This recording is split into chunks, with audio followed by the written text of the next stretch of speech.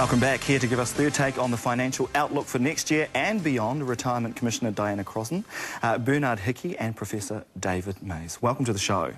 David, if I can start with you and look globally at the financial crisis that we're experiencing and it's playing out overseas. How is that affecting us here in New Zealand?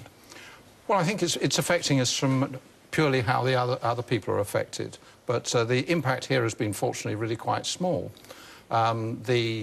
It's more affecting overall demand than it is financially because our banks are strong. We have interest rates which are positive. We're not in the era which a lot of people have these days where they're trying to work out how they can possibly use monetary policy to make things easier. We're still a little bit worried about where inflation might go. We're in fairly normal times compared to elsewhere. I think looking forward, maybe we're getting to the stage where really the Europeans are going to sort things out. They've said most of the right things, but they've said them very slowly and a step at a time. So we haven't been having anything dramatic happening, and I think that's probably what the future's going to look like as well, that there's not going to be dramatic change in the way things are going, but it will slowly get better. Diana, your thoughts? Well, I have to support David, I think. I think we've got a bit of a way to go yet. We are lucky that our banking system held up well. And it's hard for some people to believe they're lucky because many people lost money in the collapse of finance companies and other financial systems and advisor behaviour. And so I find I'm talking to people and I say how lucky we are the banks held up. Yeah. And they go, what? I lost money, you know. Yeah. So it's hard to understand that. But as we've said, you know, we still are getting some interest. Sure. And we know that places in Europe are, of course, and America is pretty flat. So no immediate impact, it would be fair to say, but should we be complacent? Certainly not.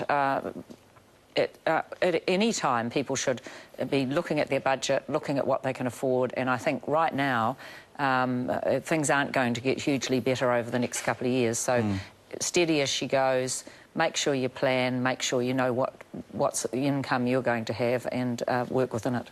Bernard, you've recently sold your house to take advantage of, you know, heat in the market. Was this the right thing to do, do you think? It was for us personally, and for a lot of people, the buying and selling of houses is about their own personal situation. You know, is it time to put their kids into school? Where do they want to live relative to their work and their families? So that makes sense, particularly when it's your own home. And so we sold in Auckland at a good time, and we're aiming to buy in Wellington where things are a bit cooler because we want to move to Wellington. The issue around whether you think house prices are high or low, or where they're going, becomes more interesting when you think about buying investment properties or you're making decisions purely from an investment point of view. Sure. And at the moment, a lot of people are buying properties because they think that interest rates stay low for longer, and in some parts of the country we have shortages of supply of housing, which is a factor that's keeping prices up and in some places increasing them. Sure. So that's it's a very personal decision. I'm sort of contemplating selling my house. When can you tell that it's a good time to do so? I'd say be careful about making decisions based on where you think house prices are going to go. Focus first on your own situation, and also focus on the idea that it's a good thing to live in your own home. A lot of the studies show for a lot of things how well your family runs, how well your kids grow up, how well you are in retirement depends on whether you own a home. And if you own your own home, that's a huge thing. I mean, Diana's work, particularly in superannuation, shows that, and retirement incomes, that owning your own home is a really important thing, regardless of whether prices go up or down the next 5 or 6 months. Over the long term, home ownership is fantastic. I think Diana and I will have a chat after the show, after the segment. Diana, you've been quite outspoken about the falling home ownership. What do you think the government should be doing about this? Well, I don't have there's no silver bullet. I do think that it would be good for parts of government to get together and see this as a long-term issue. And I think in some ways both major parties do. But we have, I think, lacked leadership in a long-term direction in this situation. We wondered at first whether the drop in home ownership was about late family formation, you know, people having their first child later in their 30s.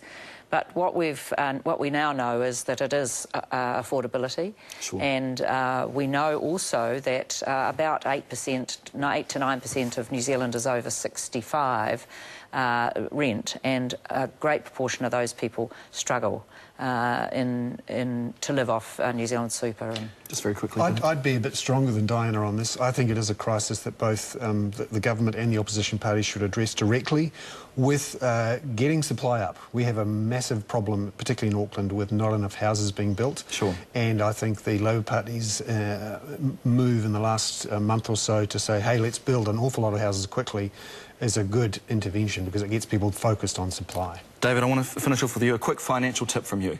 The global financial crisis has taught us that things can go down suddenly and very rapidly, which we didn't expect. I think you should always be prepared for really bad news and how you organise yourself.